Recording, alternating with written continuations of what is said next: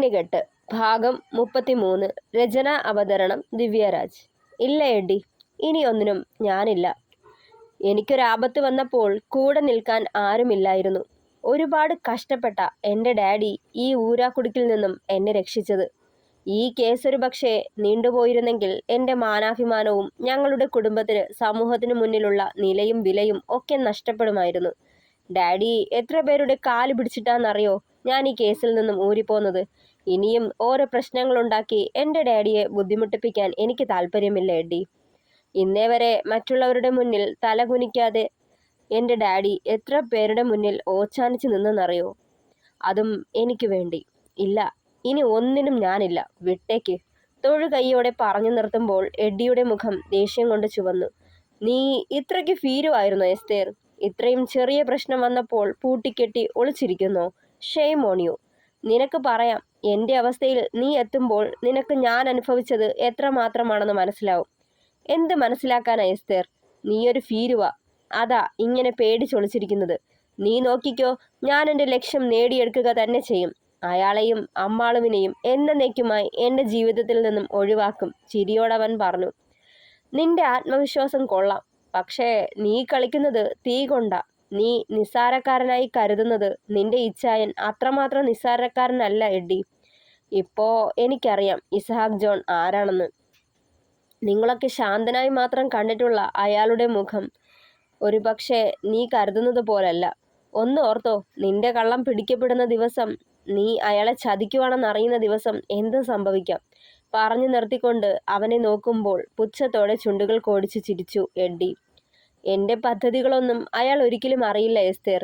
അത്രയും നാൾ അയാളെ ഞാൻ ജീവനോടെ വച്ചിരിക്കില്ല. കുടിലതയോടെ പറഞ്ഞുകൊണ്ട് എഴുന്നേറ്റ് എഡ്ഡി. അപ്പോ നീ എന്നോടൊപ്പം നിൽക്കില്ല അല്ലേ? പക്ഷേ നിനക്കെന്തെങ്കിലും സഹായം വേണമെങ്കിൽ അറിയിച്ചാൽ മതി, ഞാൻ വരും. എഡ്ഡി അത് പറയുമ്പോൾ അവളൊന്ന് പുഞ്ചിരിക്കുക മാത്രം ചെയ്തു. അവളെ ഒന്നിരുത്തി നോക്കിക്കൊണ്ട് ക്യാബിൻ വിട്ട് പുറത്തേക്ക് പോയവൻ ഒരു വലിയ ബേസിനിൽ പുഴുങ്ങിയ കപ്പയും കല്ലുമ്മക്കായയുമായി ഹാളിലേക്ക് നടന്നു ജാനറ്റ്.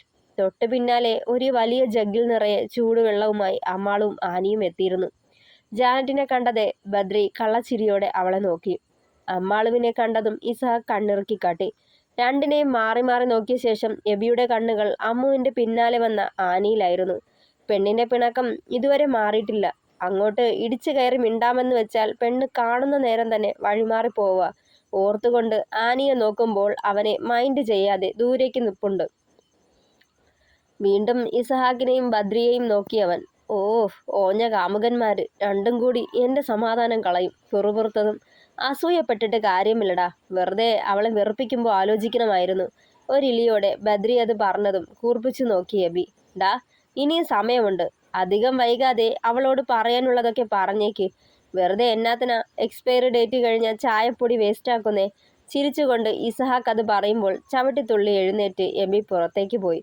അത് കണ്ടതും രണ്ടുപേരും ചിരി കടിച്ചു പിടിച്ച് പരസ്പരം നോക്കി. മുഖത്തോട് മുഖം നോക്കിയതും രണ്ടാളും പൊട്ടിച്ചിരിച്ചുപോയി. ഈ സമയം മുറ്റത്തൊരു കാർ വന്നു നിന്നു. കാറിന്റെ ശബ്ദം കേട്ടതും ആരാന്നറിയാനായി ജനാലയിലൂടെ പുറത്തേക്ക് നോക്കിയവർ കാറിന്റെ ഡോർ തുറന്നിറങ്ങുന്ന അപ്പുണ്ണിയെയും ആദിയെയും കണ്ട് അമ്പരപ്പോടെ ഇസഹാക്കിനെ നോക്കി. അമ്മു. ആരാ അമ്മു? ഇരുന്നിടത്ത് നിന്നും എഴുന്നേറ്റുകൊണ്ട് ചോദിച്ചവൻ. ഏട്ടനാ ഇച്ചായ, പരിഭ്രമത്തോടെ പറഞ്ഞതും ഇസഹാക്ക് പുറത്തേക്ക് നോക്കി. ഇരു കൈകളിലും നിറയെ സമ്മാനപ്പൊതികളുമായി ആദി മുറ്റത്ത് വന്നതും അമ്മാളു ഹാളിലെ കർട്ടന് പിന്നിൽ ഒളിച്ചു നിന്നു. ആ, ആദി വരുമെന്ന് പറഞ്ഞപ്പോൾ ഇത്രയും വേഗം വരുമെന്ന് കരുതിയില്ല. പുറത്തേക്ക് ഇറങ്ങി വന്ന ഇസഹാക്ക് അവന് കൈകൊടുത്തു. ആദിയുടെ കണ്ണുകൾ ചുറ്റും പരതുന്നുണ്ടായിരുന്നു. ഇത് കണ്ടിട്ട് ഇസഹാക്ക് അവൻ്റെ തോളിൽ തട്ടി. അമ്മു അകത്തുണ്ട്, വരൂ പറഞ്ഞുകൊണ്ട് മുന്നോട്ട് നടന്നതും പിന്നാലെ ആദിയും നടന്നു. ഇരിക്ക്, സെറ്റിയിലേക്ക് ചൂണ്ടിക്കൊണ്ട് പറഞ്ഞതും രണ്ടുപേരും ഇരുന്നു. ജാനറ്റ്, താൻ ചെന്ന് ഇവർക്ക് കുടിക്കാൻ എന്തേലും എടുക്ക് പറഞ്ഞതേ ഒന്ന് പുഞ്ചിരിച്ചുകൊണ്ട് അകത്തേക്ക് കയറിപ്പോയവൾ. ഒരു മിനിറ്റേ പറഞ്ഞുകൊണ്ട് ഇസഹാക്ക് വാതിലിന് പിന്നിലായി പതുങ്ങി നിൽക്കുന്നവളുടെ കയ്യിൽ പിടിച്ചു വലിച്ചു മുന്നോട്ട് കൊണ്ടുവന്നു. ചെറു പരിഭ്രമത്തോടെ അവൻ്റെ കൈ വിടുവിക്കാനായി നോക്കിയതും അവളെ ചേർത്ത് പിടിച്ചിരുന്നു ഇസഹാക്ക്. ദേ, തൻ്റെ പെങ്ങൾക്ക് മുന്നിലേക്ക് വരാൻ എന്തോ ഒരു ബുദ്ധിമുട്ടാടോ. നോക്കിയേ, അവളുടെ മുഖം പിടിച്ചുയർത്തിക്കൊണ്ട് ഇസഹാക്ക് പറഞ്ഞതും കയ്യിൽ കരുതിയ കിറ്റുകൾ അവൾക്ക് നേരെ നീട്ടി ആദി. ഈ സമയം അമ്മു ഇസഹാക്കിനെ തന്നെ നോക്കി നിന്നു. വാങ്ങിക്കോളാൻ കണ്ണു കാണിച്ചതും അവൾ കൈ നീട്ടി വാങ്ങിയിരുന്നു. വീണ്ടും മുഖം കുനിച്ചു നിന്ന ശേഷം തിരികെ റൂമിലേക്ക് നടക്കാൻ തുടങ്ങിയതും ഇസഹാക്ക് അവളെ തടഞ്ഞു. അമ്മു, നിന്റെ ഏട്ടനും നിനക്ക് സംസാരിക്കണ്ടേ? അവനത് ചോദിക്കുമ്പോൾ പകപ്പോടെ മിഴികളുയർത്തി ഇസഹാക്കിനെ നോക്കിയവൾ. ഇസഹാക്ക് അമ്മാളുവിനെ കൊണ്ടുചെന്ന് ആദിയുടെ തൊട്ടടുത്തായി ഇരുത്തിയിട്ട് ബദ്രിയെയും അപ്പുണ്ണിയും കൂട്ടി അവൻ പുറത്തേക്ക് നടന്നു. ചെറുവിറയോടെ മുഖം കുനിച്ചിരുന്നു അമ്മാളു. പെട്ടെന്ന് ആദിയെ അംഗീകരിക്കാൻ അവളുടെ മനസ്സ് ഒരുങ്ങിയിരുന്നില്ല. അതുകൊണ്ടാവണം അവനോട് മനസ്സ് തുറന്ന് സംസാരിക്കാൻ കൂടി കഴിയാതെ പോയി അമ്മാളുവിന്. മാളു, ആദി പതിയെ വിളിച്ചതും മുഖമുയർത്തി നോക്കി. ഏട്ടനോട് ദേഷ്യമാണോ മോളെ? അവളുടെ മുഖത്തേക്ക് നോക്കിയതും ഇല്ലെന്ന് തലയാട്ടി അവൾ. പിന്നെ എന്താ എൻ്റെ മോള് എന്നോട് സംസാരിക്കാത്തെ? അതിന് ഒന്ന് പുഞ്ചിരിക്കാൻ മാത്രം ചെയ്തു അമ്മാളു. മാളു, സത്യമായിട്ടും മോളെൻ്റെ പെങ്ങളാന്ന് എല്ലാവരും പറഞ്ഞിട്ടും വിശ്വസിച്ചില്ല. നുണയാവുമെന്ന് കരുതി ആരെയും വിശ്വസിക്കാൻ കൂട്ടാക്കിയില്ല. അവസാനം DNA ടെസ്റ്റ് നടത്തിയപ്പോഴാ യാഥാർത്ഥ്യം ഞാൻ തിരിച്ചറിഞ്ഞത്. DNA ചെയ്തത് സത്യം അറിയണമെന്ന് തോന്നിയിട്ടാ മോളെ. എന്നെ വെറുക്കല്ലേ? ആദ്യത് പറയുമ്പോൾ ഇല്ലെന്ന് തലയാട്ടിയവൾ. ഇനി ഒന്നിൻ്റെ പേരിലും ഏട്ടൻ മോളെ വേദനിപ്പിക്കില്ല. ഇനി എന്നും മോൾക്ക് താങ്ങായി ഞാനും ഉണ്ടാവും. ചന്തുമാമയെ അച്ഛനായി കരുതണ പോലെ ഇങ്ങനെ ഒരേട്ടൻ കൂടി എൻ്റെ മോൾക്ക് തുണയായി ഉണ്ടെന്ന് ഓർമ്മ വേണം. എന്താവശ്യത്തിനും ഞാൻ ഉണ്ടാവും. പുഞ്ചിരിയോടെ പറഞ്ഞുകൊണ്ട് കവളിൽ തട്ടി. ഒന്ന് മൂളുക മാത്രം ചെയ്തവൾ വീണ്ടും മതി വരാതെ അവളോട് വാതോരാതെ സംസാരിച്ചു കൊണ്ടിരുന്നു ആദി. കുറേ നേരം കൊണ്ട് തന്നെ അവളുടെ അകൽച്ച മാറ്റിയെടുക്കാൻ അവന് കഴിഞ്ഞു. അന്ന് ഏറെ നേരം ആദി അവർക്കൊപ്പം പാലേക്കുന്നിൽ ചെലവഴിച്ചു. തറവാട്ടിലെ എല്ലാവർക്കും ആദി ആരാണെന്നുള്ള സത്യം ഇസഹാക്ക് വെളിപ്പെടുത്തിയിരുന്നു. വളരെ സ്നേഹത്തോടെ എല്ലാവരും അവനോട് പെരുമാറി. ഉച്ചയ്ക്ക് ഊണൊക്കെ കഴിച്ച ശേഷം അവരോട് യാത്ര പറഞ്ഞു മടങ്ങുമ്പോൾ തന്നെ സ്നേഹിക്കാനും തനിക്ക് സ്നേഹിക്കാനും ചുറ്റും ഒരുപാട് പേരുണ്ടെന്ന സന്തോഷത്തിലായിരുന്നു ആദി. മാളൂട്ടി, ഞാൻ ഇറങ്ങാണേ. എനിക്കെൻ്റെ മോളെ കാണണമെന്ന് തോന്നുമ്പോൾ ഓടിയെത്തിക്കോളാം. അമ്മുവിൻ്റെ കവളിൽ തട്ടി പറഞ്ഞവൻ വാത്സല്യത്തോടെ. അതെ എന്നുള്ള രീതിയിൽ തലയാട്ടിയിരുന്നു അമ്മാളു. എന്നാ ഞാൻ ഇറങ്ങാ ഇസഹാക്ക്. ഇസഹാക്കിൻ്റെ തോളിൽ തട്ടിയതും പുഞ്ചിരിയോടെ അയാളെ പുണർന്നു ഇസഹാക്ക്. ആദി ബദ്രിയുടെ മനസ്സമ്മതത്തിന് താനുണ്ടാവില്ലേ? ഇസഹാക്ക് ഓർമ്മിപ്പിച്ചു. തീർച്ചയായും ഞാൻ വരും. ഇപ്പോൾ നിങ്ങളൊക്കെ എനിക്ക് അന്യരല്ലല്ലോ. എൻ്റെ പെങ്ങളുടെ ഭർത്താവിൻ്റെ വീട്ടുകാരല്ലേ. മറ്റെന്താവശ്യമുണ്ടെങ്കിലും അതൊക്കെ മാറ്റിവെച്ച് ഞാൻ എത്തിക്കോളാം, പുഞ്ചിരിയോടെ പറഞ്ഞു ആദി. ഒരിക്കൽ കൂടി എല്ലാവരെയും നോക്കി യാത്ര പറഞ്ഞ ശേഷം അവൻ കാറിലേക്ക് കയറി.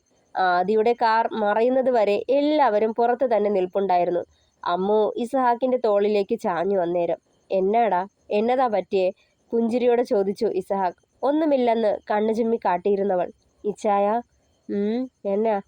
ഒരുപാട് സന്തോഷം തോന്നാ എനിക്ക്. ഒരു കൂടപ്പിറപ്പുണ്ടായിരുന്നെങ്കിലെന്ന് കൊതിച്ചുപോയ നിമിഷങ്ങളുണ്ടായിരുന്നു. ആ ഒറ്റപ്പെടലിൽ നിന്നൊരു മോചനം എനിക്ക് കിട്ടിയത് ആനിയെയും ജാനറ്റിനെയും ഒക്കെ കണ്ടപ്പോഴാ.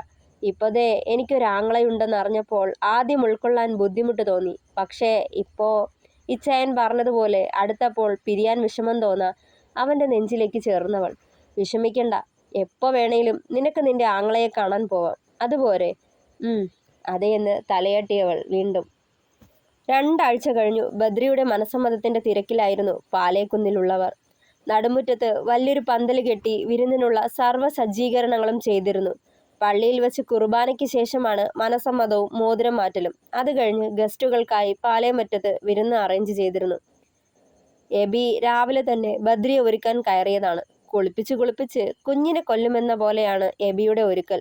കിളിപോയി നിൽപ്പുണ്ടായിരുന്നു ബദ്രി. അവസാനം വല്ല വിധേനയും എബിയെ ചവിട്ടി പുറത്താക്കിയിട്ട് ബദ്രി റൂം പൂട്ടി ഒരുങ്ങാൻ തുടങ്ങി. രാവിലെ ആനിയും അമ്മുവും ചേർന്ന് ജാനറ്റിനെ ഒരുക്കി. ഒരു ഗോൾഡൻ കളറിലെ ലെഹങ്കയായിരുന്നു അവളുടെ വേഷം. ആ വസ്ത്രത്തിൽ അതിസുന്ദരിയായി ജാനറ്റ്. അവളെ ഒരുക്കിക്കഴിഞ്ഞ് അമ്മാളു നേരെ റൂമിലേക്ക് ചെന്ന് റെഡിയാവാൻ തുടങ്ങി. സ്റ്റോൺ വർക്ക് ചെയ്ത ഒരു ലൈറ്റ് പിങ്ക് സാരിയായിരുന്നു അവളുടെ വേഷം. സാരി ഉടുത്തു കഴിഞ്ഞ് നെറുകിൽ സിന്ദൂരം ചാർത്തിയതും ബാത്റൂമിൻ്റെ വാതിൽ തുറക്കുന്ന ശബ്ദം കേട്ടു. ഇസഹാക്ക് കുളി കഴിഞ്ഞ് വന്നതാണെന്ന് ഓർത്തതും ചെറുചിരിയോടെ നിന്നവൾ കണ്ണെഴുതി കുഞ്ഞൊരു പൊട്ടം വെച്ച് വീണ്ടും കണ്ണാടിയിലേക്ക് നോക്കിയതും കള്ളച്ചിരിയോടെ ഇസഹാക്ക് അവളുടെ അടുത്തേക്ക് ചെന്നു. കവളിലായി അവൻ്റെ കവിൾ ചേർത്ത് നിന്നതും കുറുമ്പോടെ അമ്മാളു അവനെ നോക്കി. അവളെ തനിക്ക് അഭിമുഖമായി തിരിച്ചു നിർത്തി ഇസഹാക്ക്. അവളെ അടിമുടിയൊന്ന് നോക്കി സൂപ്പർ എന്ന് കാട്ടിയതും ചെറുചിരിയോടെ മുഖം കുനിച്ച് നിന്നവൾ. ഈ സമയം ഇസഹാക്കിൻ്റെ ഫോണിലേക്ക് എഡ്ഡിയുടെ കോൾ വന്നിരുന്നു. തിടുക്കത്തിൽ അവരത് അറ്റൻഡ് ചെയ്തു. ഹലോ ഇച്ചായ, മറുപുറത്തു നിന്നും എഡ്ഡിയുടെ കരച്ചിൽ കേൾക്കാമായിരുന്നു. എഡ്ഡി, എന്നാടാ പറ്റിയേ? എന്നാത്തിനാ നീ കരയുന്നേ? പരിഭ്രമത്തോടെ അവനത് ചോദിച്ചതും മറുപുറത്ത് കരച്ചിലിന്റെ ആക്കം കൂടി വന്നു. ഇച്ചായ, ഞാനിപ്പോ ഹൈവേ റോഡിനടുത്തുള്ള ഇടിഞ്ഞു പൊളിഞ്ഞ ഒരു ഗോഡൌണിലാ. ആരൊക്കെയോ ചേർന്നെന്നെ തട്ടിക്കൊണ്ടു വന്നിരിക്കുക. ഇച്ചായ, എന്നെ രക്ഷിക്കണേ. പേടിയാവുക. എന്തു ഭാഗ്യത്തിന് എൻ്റെ ഫോൺ അവരുടെ കണ്ണിൽ പെട്ടില്ല. എന്നെ ഇവിടെ കെട്ടിയിട്ടേച്ച് അവര് പുറത്തു പോയി. പാടുപെട്ട ഞാൻ ഇച്ചായനെ വിളിക്കുന്നത്, കാറിക്കോവി പറയുന്നുണ്ടായിരുന്നു എഡ്ഡി. തട്ടിക്കൊണ്ടു പോവേ? ആരാ? നിന്നെയോ? എന്തിന്? അവര് വെപ്രാളത്തോടെ ചോദിച്ചതും അറിയില്ല. മുഖംമൂടി വെച്ചിരുന്ന കാരണം അറിയാൻ കഴിഞ്ഞില്ല. ഇച്ചായ, ഒന്നിവിടെ വരെ വരാവോ പ്ലീസ്? ഇച്ചായനിപ്പോൾ വന്നില്ലേൽ ഇവരൊക്കെ കൂടി എന്നെ കൊല്ലും. പിന്നെ ഇച്ചായൻ ഒറ്റയ്ക്ക് വന്നാൽ മതി. വെറുതെ മറ്റുള്ളവരെ അറിയിക്കാൻ നിൽക്കണ്ട. ബദ്രി ഏട്ടായിയുടെ മനസ്സമ്മതമല്ലേ, വെറുതെ അത് മുടക്കേണ്ട. ദുഃഖം അഭിനയിച്ചുകൊണ്ട് പറഞ്ഞു എഡ്ഡി. നീ ഒന്നുകൊണ്ടും പേടിക്കണ്ട എഡ്ഡി, ഞാൻ എത്തിക്കോളാം. പിന്നെ ഫോൺ ഓഫ് ചെയ്തേക്കരുത്. നിന്നെ ഒരുത്തനും ഒന്നും ചെയ്യില്ല പറഞ്ഞുകൊണ്ട് കോൾ കട്ട് ചെയ്തു. ഇസഹാക്ക് ഫോണിൽ പറയുന്നതൊക്കെ കേട്ട് നെഞ്ചിടിപ്പോടെ നിപ്പുണ്ടായിരുന്നു അമ്മാളു. ഇച്ചായ, എന്താ? എഡ്ഡിച്ചായൻ എന്താ പറ്റിയേ? അവൾ വെപ്രാളത്തോടെ തിരക്കി. അമ്മു, അവനെന്തോ അപകടത്തിൽപ്പെട്ടിരിക്കുക. ഞാനൊന്ന് അവിടെ വരെ പോവാ. തൽക്കാലം ആരോട് നീ ഇതേപ്പറ്റി പറയണ്ട. എബിയും ബദ്രിയും ആരും ഇതറിയണ്ട. ഇന്നത്തെ ഫംഗ്ഷൻ മുടങ്ങരുത്. എന്നെ തിരക്കുവാണേൽ പള്ളിയിൽ എത്തിക്കോളാമെന്ന് പറഞ്ഞുവെന്ന് പറയണം. പറഞ്ഞുകൊണ്ട് ഇസഹാക്ക് തിടുക്കത്തിൽ റെഡിയാവാൻ തുടങ്ങി. ഈ സമയം എഡ്ഡിയുടെ വാക്കുകൾ അവളുടെ കാതുകളിൽ മുഴങ്ങിക്കൊണ്ടിരുന്നു. എന്നാൽ ഒരു കാര്യം കൂടി നീ കേട്ടോ. ഞാൻ പറഞ്ഞത് തന്നെ നടക്കണം. മറിച്ചാണെങ്കിൽ നിന്നെ ഞാനൊന്നും ചെയ്യില്ല. പകരം അയാളെ ഞാനങ്ങ് തീർക്കും. ഇസഹാക്ക് ജോൺ ഐസക് എന്ന നിന്റെ ഭർത്താവിനെ. ഈശ്വര, അയാൾ സ്വത്തിനു വേണ്ടി ഇച്ചായനെ അപായപ്പെടുത്താൻ കളിക്കുന്ന നാടകമാണോ ഇതൊക്കെ? ഒരു നിമിഷം നടുക്കത്തോടെ അവൾ ഓർത്തു. ഇച്ചായ, വേണ്ട, ഒറ്റയ്ക്ക് പോവണ്ട. എനിക്ക് പേടിയാ. ഞാൻ വിടില്ല. പോകാനിറങ്ങിയവനെ വട്ടം പിടിച്ചുകൊണ്ട് തടഞ്ഞു അമ്മാളു. അമ്മു, മാറി നിൽക്ക്. നീ എന്തായി കാട്ടുന്നത്? എനിക്കൊന്നും വരില്ല. അവളെ ചേർത്ത് പിടിച്ചു ഇസഹാക്ക്. വേണ്ട, പോവണ്ട. എനിക്ക് ഇച്ചായനില്ലാതെ കഴിയില്ല. പോവല്ലേ. പേടിയാ. കരയാൻ തുടങ്ങി. ദേ അമ്മു, നീ എന്തിനാ കരയുന്നത്? മാറി നിൽക്ക് പെണ്ണെ. എനിക്കൊന്നും വരില്ല. അവൻ എന്തൊക്കെ പറഞ്ഞിട്ടും അവനിലെ പിടിവിട്ട് മാറാൻ കൂട്ടാക്കിയില്ലവൾ. സമയം കഴിയും തോറും എഡ്ഡിയുടെ ജീവൻ ആപത്താണെന്നോർത്തതും ഇസഹാക്ക് അവളെ ബലം പ്രയോഗിച്ച് പിടിച്ചു മാറ്റിക്കൊണ്ട് രൂക്ഷമായി നോക്കി. അമ്മു, മാറി നിന്നേ. അപകടത്തിൽപ്പെട്ടത് എൻ്റെ കൂടപ്പിറപ്പാ. അവനെ ഈ നേരത്ത് സഹായിച്ചില്ലേൽ ഞാൻ അവൻ്റെ ഇച്ചായനെന്ന് പറയുന്നതിൽ എന്തർത്ഥവാ? നീ നിന്റെ കാര്യം നോക്കിയാൽ മതി. മാറി നിൽക്ക്. അവളെ പിടിച്ചു മാറ്റി മുന്നോട്ട് നടന്നു ഇസഹാക്ക്. ഇച്ചായ, പ്ലീസ് പോവല്ലേ. ഞാൻ പറയുന്നത് ഒന്ന് കേൾക്ക്. പിന്നാലെ പോയെങ്കിലും അവനെ തടയാൻ കഴിഞ്ഞില്ല അവൾക്ക്. ഇസഹാക്കിന്റെ കാർ അകലേക്ക് മറഞ്ഞതും ഉള്ളിൽ ഭാരം നിറഞ്ഞു. അവനെന്തോ ആപത്ത് പിണയാൻ പോകുന്നെന്ന ചിന്ത അവളെ വേട്ടയാടാൻ തുടങ്ങി. വേഗം റൂമിലേക്ക് തിരികെ വന്നു. ഭയം നിറഞ്ഞു മനസ്സിൽ. അനാവശ്യ ചിന്തകൾ പണമിടർത്തി തുടങ്ങിയതും നിലത്തേക്ക് ഉയർന്നിരുന്ന് കരയാൻ തുടങ്ങിയവൾ. ഇസഹാക്ക് ജോൺ ഐസക് കുരിശുമറ്റം. നിങ്ങളുടെ നിമിഷങ്ങൾ എണ്ണപ്പെട്ട് കഴിഞ്ഞു. അട്ടഹാസത്തോടെ ചിരിച്ചുകൊണ്ടിരുന്നു എഡ്ഡി. തുടരും. പ്രിയപ്പെട്ടവരെ, അഭിപ്രായങ്ങൾ കൂടി പറയണേ.